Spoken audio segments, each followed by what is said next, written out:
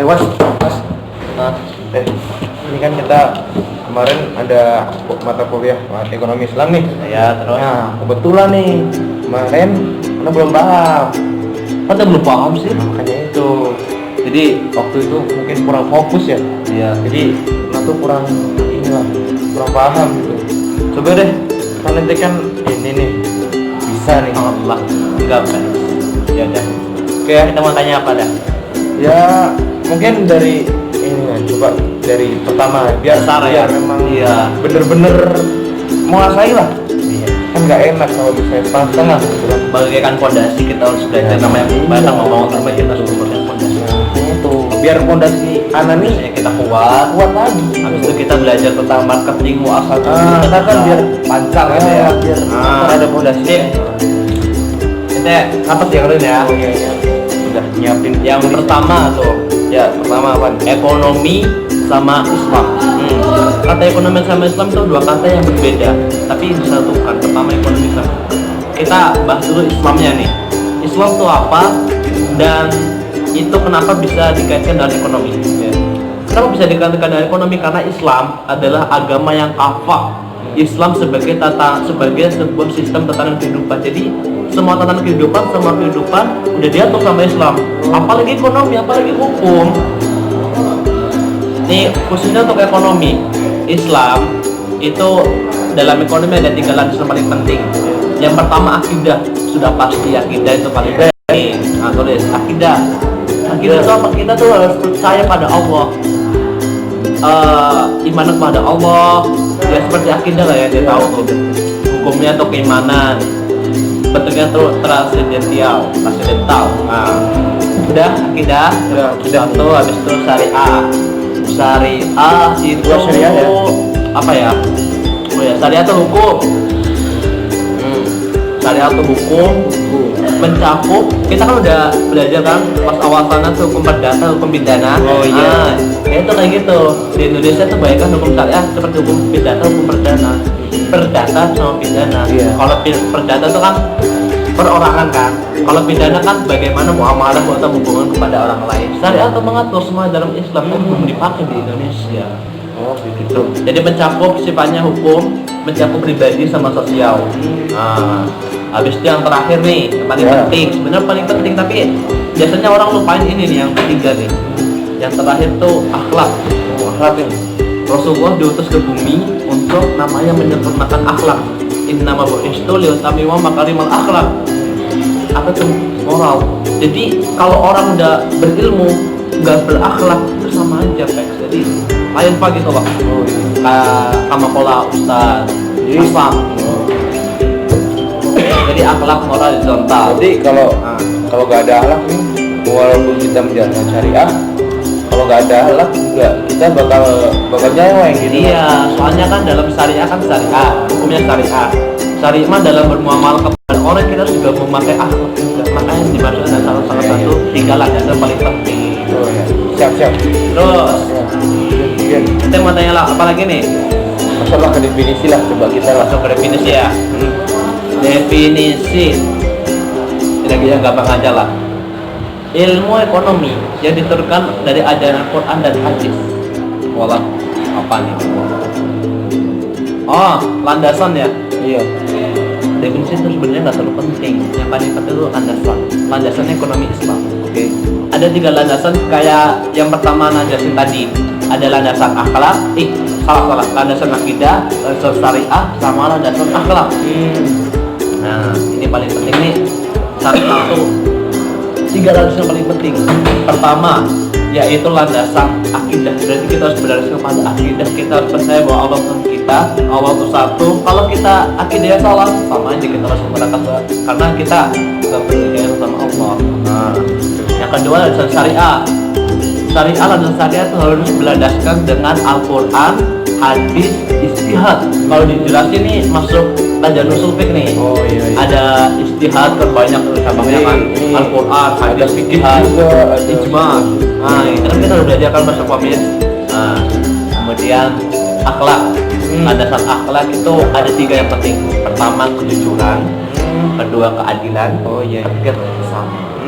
Udah ya. Oh Oh, jadi gitu ya Mas ya tadi ya. Nanti yang pertama ekonomi Islam itu tadi ada 3 landasan. Islam kan pertama tuh agama Islam. Kenapa ada ekonomi syariah, ada ekonomi Islam? Karena Islam, 2 kalimat berbeda ini disatukan karena Islam itu bisa mencakup semuanya. Nah, jadi di sini dan kemudian di dalam Islam tersebut juga ada 3 landasan kan ya. Ada 3 landasan. Yang pertama landasan akidah, syariah, sama akhlak. Ya kan? Benar. Terus yang landasan akidah itu kan untuk berdasarkan keyakinan kita nih, keyakinan kita terhadap Allah. Terus yang kedua tuh yang syariah. Syariah itu kan intinya kan di syariah ini kan hukum-hukum yang melandasi semua apa yang berjalan dan di ekonomi Islam tadi kan yang kita bayarin tadi. Nah, berarti tadi itu dengan landasan dengan Al-Quran, Al-Hadis, sama kalau zaman sekarang nih tambahin sama ijtihad gitu kan ya. Yang dari ulama biar kan sekarang kan nih banyak nih masalah-masalah yang timbul kan, bukan nggak mungkin kan kita apa hanya iktimat sama ini Al-Quran dan Hadis, mungkin berpengaruh sama makin banyak hukumnya, makin banyak itu kan berarti dalam syariah itu kan intinya. Nah, kemudian yang akhlak itu dalam akhlak kita ini harus tercerminkan jiwa-jiwa kejujuran, terus timbulnya rasa keadilan dalam diri kita, keadilan dalam berekonomi kan, sama bekerja sama di sini buat mengembangkan ekonomi Islam tersebut, ya nggak? Terus Mas, Nyana mau nanya lagi nih Mas, dari 3 itu kan biasanya nih di ekonomi Islam itu kan apa sih pilar-pilarnya gitu kan? Misalnya kayak inti-inti pilar inti-inti pembahasannya lah. Nah, jadi kan kita pasti ada gitu, pasti bertanya-tanya kan, itu pilarnya apa sih Mas? Kan tadi udah Anda jelasin kan, ekonomi Islam tuh baiknya sebuah bangunan. Yang kita bahas tadi itu namanya landasan. Landasan itu apa tuh? Asas fondasi. Otomatis kan nggak mungkin tuh cuma fondasi doang, harus ada pilar-pilarnya. Nah, ini jelasin nih pilar-pilar ekonomi Islam. Pilar-pilar jadi ada banyak. Yang pertama tuh larangan riba, nimro'ulah riba. Berarti tahrimur riba. Ini riba ini paling ini ya, pilar. Itu udah paham riba kan? Oh iya. Coba jagain yang utang, itu enggak suruh yang utang ya udah utang. Gambaran luasnya pasti kita tahu lah. Iyalah. Itu bagaimana gitu kan. Ya, Kemudian yang kedua, untuk meningkatkan kesejahteraan masyarakat dengan adanya itu kewajiban zakat. Kewajiban zakat. Jadi yang satu pertama namanya riba, yang kedua itu mewajibkan zakat. Nah, yang ketiga itu larangan berjudi. Yang keempat tuh hasil sukarela, itu harus ikhlas. Keikhlasan. Kemudian yang kelima itu dilarang menganiaya pihak orang lain. Jadi kita tidak boleh mengambil keuntungan di atas penderitaan orang lain. Bisa banget. Kemudian yang keenam yang terakhir nih. Jadi yang keenam tuh pembolehan peran serta pemerintah. Ini perbedaan besar antara ekonomi kapitalis dan ekonomi Islam.